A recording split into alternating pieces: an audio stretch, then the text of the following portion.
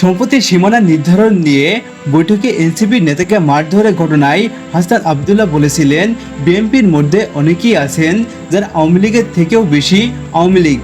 তাদের মধ্যে অন্যতম হচ্ছেন রুমিন ফারহানা।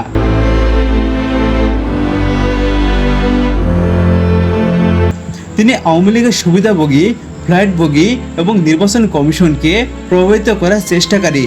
হাসনাতের ওই বক্তব্যের জবাবে সোমবার 25শে আগস্ট সামাজিক মাধ্যমে করা প্রতিক্রিয়া জানান রুমিন ফারহানা। নিজের ভেরিফাইড ফেসবুক পেজে দেওয়া পোস্টে তিনি লেখেন, এটা ওই ফকিনীর বাচ্চারা না যে আমাকে আওয়ামী লীগের বিষয়ক সম্পাদক বলেছে। এসব বিষয়ে নেট মাধ্যমে চলছে তুমুল তর্ক বিতর্ক।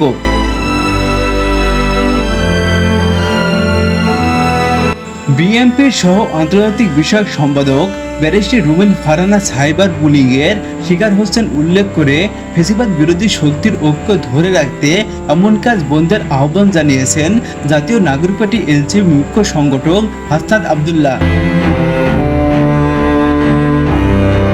মঙ্গলবার 26শে আগস্ট রাজধানীর মানিক মিয়া অ্যাভিনিউতে মানবাধিকার সংগঠন মায়ের এক আয়োজিত বিষয়ক আলোকচিত্রে প্রদর্শনীতে সাংবাদিকদের এক প্রশ্নের জবাবে তিনি এই আহ্বান জানান। হাসনাত আব্দুল্লাহ বলেন, রুমিন আবাকে সাইবার বুলিং করা হচ্ছে। এ ধরনের কর্মকাণ্ড মেনে নেওয়া যায় না। রাজনৈতিক মতপার্থক্যের কারণে কাউকে ব্যক্তিগত আক্রমণ, বাজে কমেন্ট ও নারীকে অসম্মান করার কোনো সুযোগ নেই।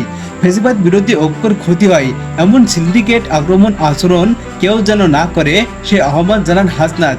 আওয়ামী লীগকে কোনো সুযোগ না দেওয়ার আহ্বান জানান তিনি। আরও বলেন, বাংলাদেশের প্রশ্নে আমাদের ঐক্যবদ্ধ থাকতে হবে। আওয়ামী লীগ যাতে আমাদের মতানৈক্য সুবিধা না নিতে পারে।